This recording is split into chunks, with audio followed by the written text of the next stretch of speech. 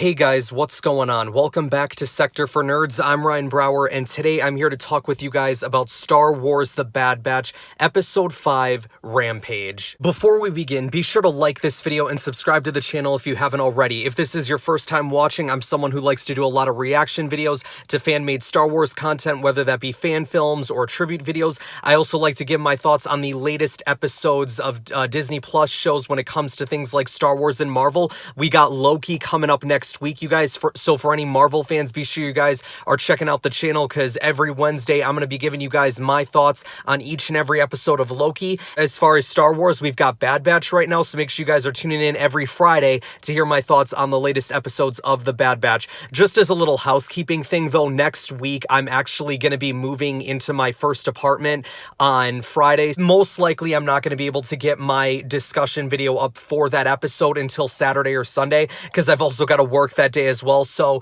to have all of that going on in a day, I'm probably not even going to be able to watch the episode, if I'm being perfectly honest with you guys. So it's going to take me a bit to get that one prepared, but hopefully that should only be a 1 week thing, and then, you know, going forwards every Friday I'll have Bad Batch videos up like I've been doing. Alright guys, so without further ado, let's start talking about the Bad Batch, and I want to get into our main discussion point first, and then we'll kind of get into the rest of the episode. So click the timestamps in the description below if there's certain discussion points that you want to get to. But as far as the main point of this video, guys, I want to talk about Muchi the Rancor. Muchi is a Rampage Rancor, which I think, I'm not entirely sure, but that might be a thing in Star Wars The Old Republic video game. I've actually been playing through that game right now, just kind of on my own time, personal time. Like I said, I'm not entirely for certain, but the Rampage Rancor might be a Rancor that you go up against, because I know you go up against a couple different types of Rancors. But I think that's pretty cool though. I'm not sure if Jabba's Rancor is a Muchi Rancor, but again, Dave Filoni, like, you never know, they could change it up if it's not canon or whatever, because it seems like Dave is already making some changes to canon, considering what he's done with Kanan, which I'm totally cool with, honestly, because I feel like on-screen stuff should outdo anything else, books or comic-wise, things like that. But wait a second, Ryan, what makes you think it's Jabba's Rancor? Well, earlier on in the episode, the person that they're talking to by the name of Sid, or Sid is the person who hires Bad Batch to go in and find Muchi, but they don't know that Muchi's a Rancor yet. We see Sid talking with a person via hologram, and I wasn't sure who it was at the start, alright? I was like, oh, who is this that she's talking to? And then later on, we find out that it's none other than Bib Fortuna from Return of the Jedi, obviously Jabba's, like, right-hand man, essentially, and then we see him in Mando as well, like, kind of the head of Jabba's palace until Boba and Fennec take him out. So the minute I saw Bib, it became clear to me what was going on. He was looking for a Rancor pet for Jabba, and I feel like this Muchi character, Rancor, might be the Rancor that's in Jabba's palace. I guess there's no, it may not necessarily be Muchi, maybe it could be like a descendant of Muchi or something like that. I'm not entirely certain, but the way that they made it look, you guys, it's that Muchi is the Rancor in Jabba's palace. So I'm curious to see if, like, Dave Filoni ever comes out and just straight up says, yep, that's the same Rancor. But you know how Dave likes to kind of tease us, so it almost feels like that's what this is. I don't know, I thought it was such a nice idea for a story, you guys, to have in Bad Batch as like a small little contained thing, because clearly the Bad Batch is still on the run. They're still trying to figure stuff out. They didn't go into hiding like they were planning in the last episode. The events that happened with Fennec coming after them have kind of changed their plans, and that's why they had to visit Ord Mantell, which Ord Mantell, you guys, that's a planet that I believe it's making its on-screen debut in Star Wars. Like, the first we hear of Ord Mantell is in Empire Strikes Back, when Han says to Leia, well, that bounty hunter on Ord Mantell made me change my mind, in reference to Han staying with the rebellion. And then we've seen it in comics, like I think in the Jango Fett comic for Age of Republic. I know it's in the Son of Dathomir comics, is where one of the Black Sun bases is.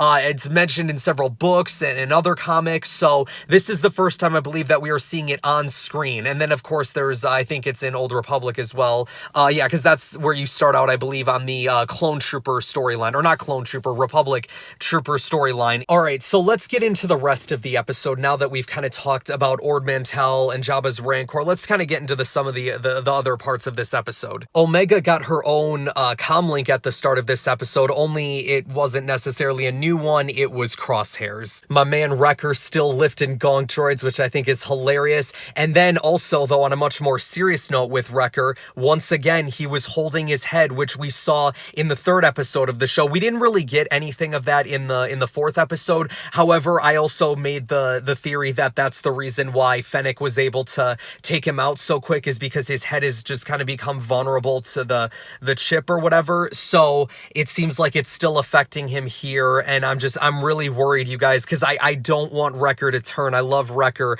So hopefully they can find Rex soon. Hopefully they can find a way to remove the inhibitor chips from everybody's heads, or at least from the Bad Batch's heads, so they don't have to worry about it. And then if we can save other clones too, you guys, that would be great. Here's another thing I found interesting about this episode. So they go into Sid's office, and Sid is the person who hires them, like we said before. They meet Sid, and they go to her office, and there's a Mandalorian helmet in there, which I found very interesting. And there were a couple of clone trooper helmets as well. Part of me could kind of understand that, because it's like, okay, like maybe like there was a war that went down on Ord Mantell or something like that, and they took the helmets or something. I'm not sure. I guess if I think about it, maybe it goes back to the Son of Dathomir comics, because there was a war on Ord Mantell, so maybe it was just a helmet that she salvaged from that. But it looked like, it didn't look like there was any color on it. Like, it's not like it was one of the Maul's Mandalorian helmets where it's all red and painted up and has the horns and everything like that. It wasn't like that. So I'm not sure, you guys. Like, maybe it's just meant to be an Easter egg or something like that, or if there is more purpose to it, maybe it's a helmet that Boba Fett ends up getting. I'm not sure. Though I'm pretty sure Boba ended up using his dad's helmet. So actually, you know what? On second thought, I don't think that's going to be a thing. Maybe. I don't know. Sometimes it's hard to distinguish like what is canon and what isn't, especially now that it has become apparent that Dave Filoni is changing things within the Disney canon. So it's kind of hard to distinguish, like, okay, well, what's a part of the story, what isn't, like what is no longer a part of the canon. So it, you know, all that stuff can kind of get confusing. Bad Batch had to go up against some Zygerians in this episode, which we saw in the trailer, but it was emphasized more in this episode. There was a moment where they talked about Kadavo, like they were talking about it, and then they cut to Omega, and you can kind of faintly hear them talking about Kadavo, and I think how they're going to try and rebuild the Zygerian Empire again, and then Echo making the claim of like the Republic banished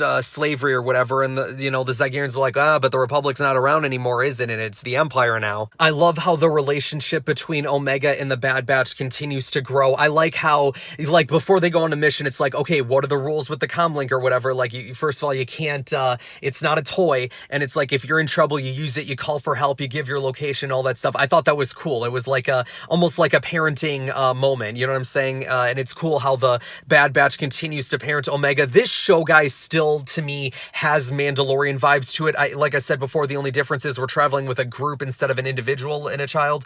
This is more of like a group of parents and a child, or I guess maybe Hunter could be the dad, and then like everybody else, like Wrecker, Echo, and Crosshair are like the uncles, perhaps. Omega, guys, played a crucial part in this episode, helping saving the Bad Batch from the Zygerians, her getting out of dodge from them as well, because they breached the ship, and she managed to escape from like under the, like, there was a hatch or whatever where the turret was. I don't know, I thought that was really cool. She helps save the Bad Batch. They're able to capture the Rancor, bring it back to Sid, and they are leaving, and as they're leaving, obviously the whole reason why they were there was to get information on Fennec. It was obviously stuff that we already knew, but the Bad Batch were just learning about it now, who this person was. The question, though, that remains to be seen is who hired her. Again, I still feel like the obvious answer is probably the Kaminoans, but as I said last week, I think it would be kind of cool if that's a way that they would insert Maul into the story. The other question is whether or not can Sid be trusted, because she said at the end of the episode, you know, there's a large bounty out there for you guys right now,